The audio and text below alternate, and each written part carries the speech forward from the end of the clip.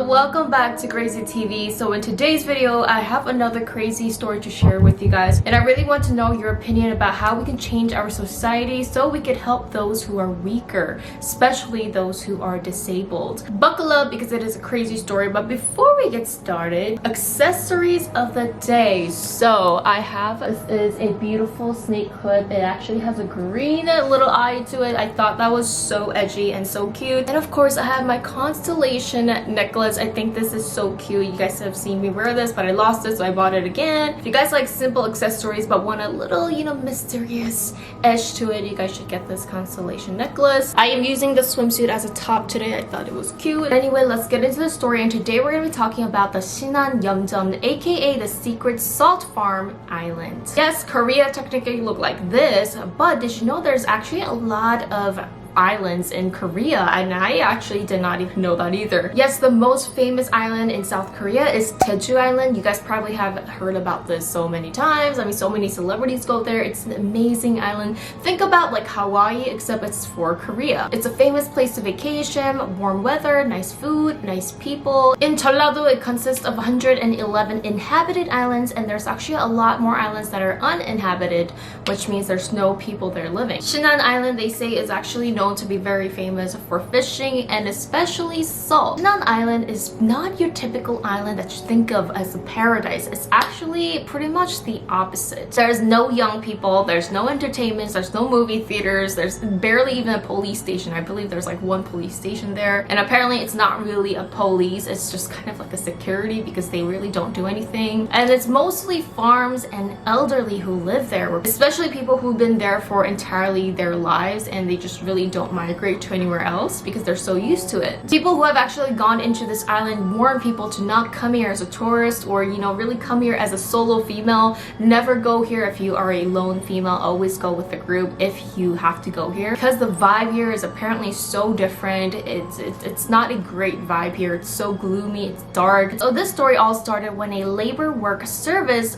which is very well known in Korea because there's a lot of people who don't have college education or even like any education at all, especially for disabled people. This labor work service basically finds one-off jobs like construction working, jobs that are only hiring for a day or a week, very short-time jobs where you could just get cash at the end of the day. And usually a lot of men go into these places because it's labor work, it requires a lot of strength, so females don't really go here, but there are some females that do get hired. Now we're going to be talking about two disabled men, which I believe they say they are either mentally or physically disabled, but they're not totally disabled to the point where they can't work. They can work, but they cannot get a regular job. In a lot of parts of the world, not just in Korea, it is actually very hard for disabled people to have a normal life, as their family could have abandoned them, their family doesn't have enough money to support them, and also a bad social system with very little help from the government. So a lot of the times they love to just feed for themselves. It is said that one of the men, I'm not sure if it's Mr. Kim or Mr. Che, but he had a bad credit card debt and he could not pay it back anymore and support his family. So he had to make a living somehow, but he was disabled, so it was hard for him to make a normal living. So that is when an unregistered labor employment service told him that he could make money around about $700 a month, and he only had to work for a couple months. Allegedly, there was no long-term contracts and he only had to work for about 3 months by working in a SHINAHN salt farm. Unregistered illegal services could be very dangerous because they could do anything and get away with it because they're not registered to the state or the government,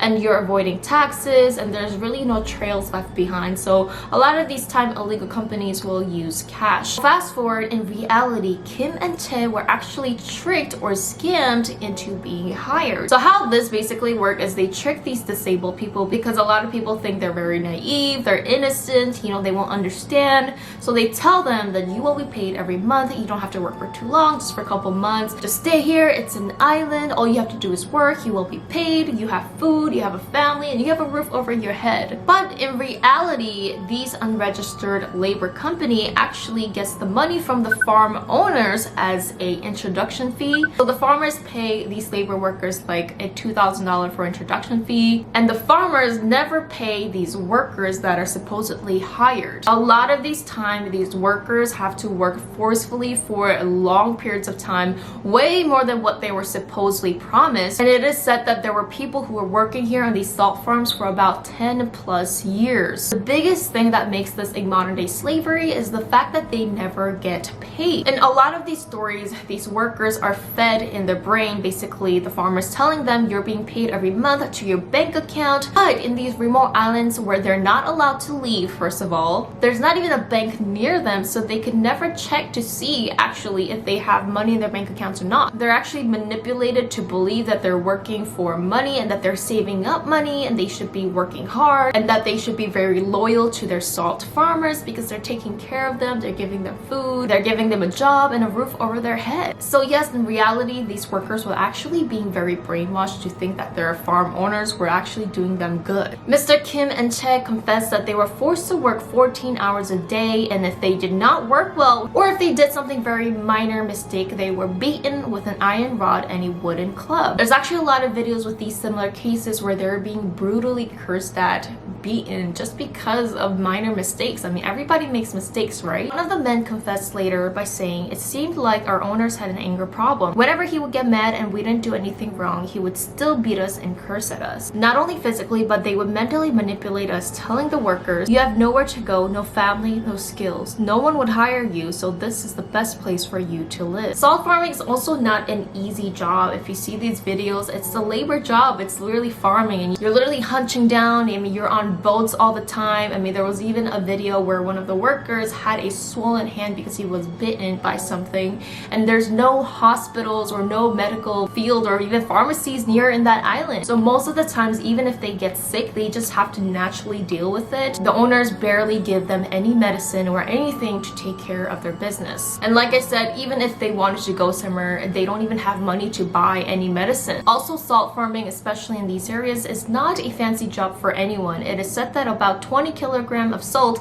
is only sold for about less than $10. So you could see even the farm owners don't even make that much money. So you could see why they would want to cheat the system and only pay an introduction fee and never pay these workers. It is also said that a lot of people use disabled people because it is hard to actually find them, because a lot of these people might be abandoned by their family. A lot of the family don't look for them because they think they're in some kind of disabled home center. A lot of them became homeless later in their life, so there is no one looking for them. People started getting very suspicious of these islands as, you know, people came there and visit. They just saw these workers all working, and most of them were disabled. So when these people would visit the islands and try to talk to the workers were never talkative. They would actually never answer any of the questions, and they just thought it felt like they were trained to not say anything. Later on, when the press and the media and the people who just kind of came there secretively, because a lot of these people in these islands hated having cameras in their face, hated being interviewed, they secretly somehow went to these living situations of these slave workers, and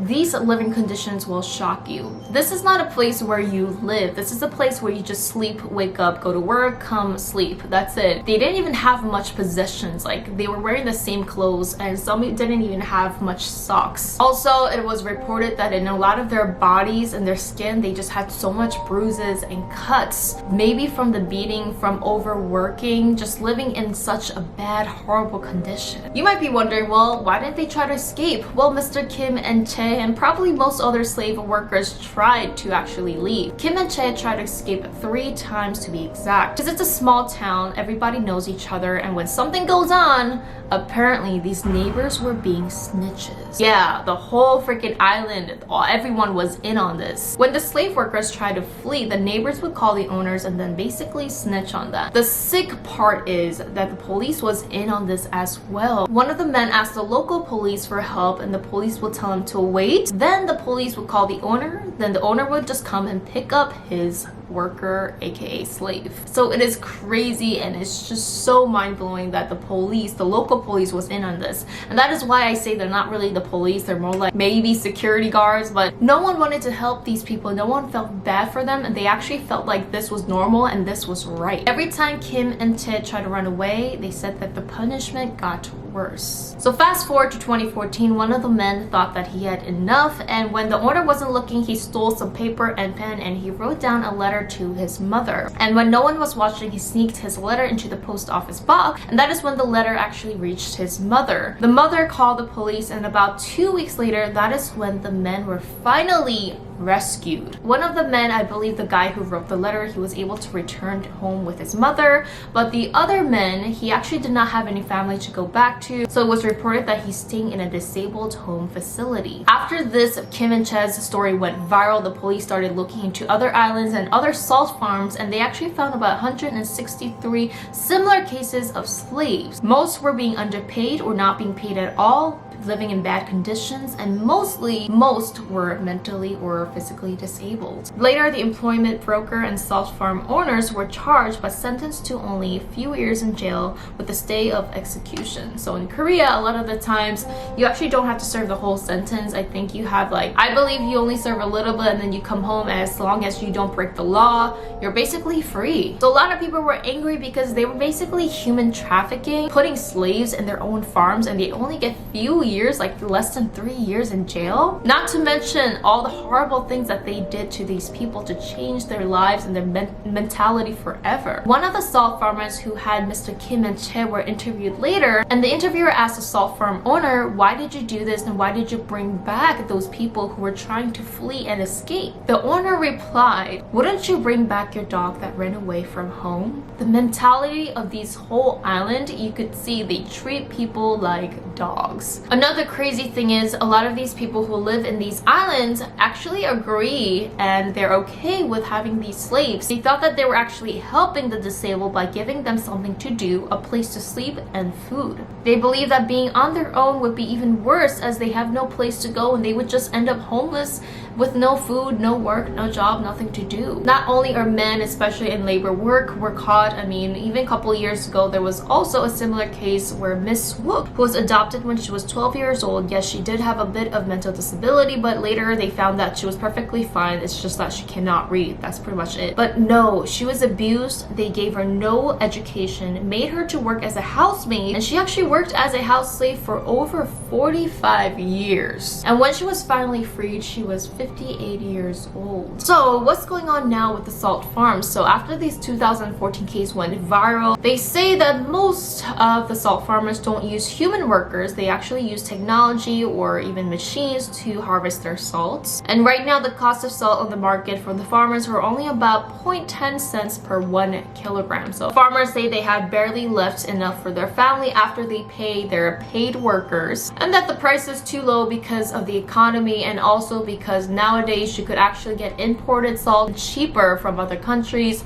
So a lot of these salt farmers are really struggling and they don't think they could keep it up any longer. The sad thing is they actually reported to have said about 50 workers went even back to these islands to work for their owners again after they were freed because they just simply had nowhere to go. They said they don't have a family, no job, and they would rather go back to work for their owners instead of just being out on the streets, not being taken care of. And actually, a lot of these cases, there is no happy ending. But these disabled people, at the end of the day, it's not like they were taken care of by the government or they have this amazing life or they were recompensated by the government or anything. They just end up being homeless or just going to some kind of facility or a homeless shelter, and that's pretty much it. There's really no happy ending here, and that's the saddest part. So I want to know what you guys think about this and what we need to do and how we need to treat others who are weaker, especially those who are disabled. Anyway, thank you guys so much for watching. Remember to hit the subscribe button, hit the like video, and if you hit the notification bell and you're early, I reply to all of you guys. Yes, I'll reply on the comments down below. Have a magical day.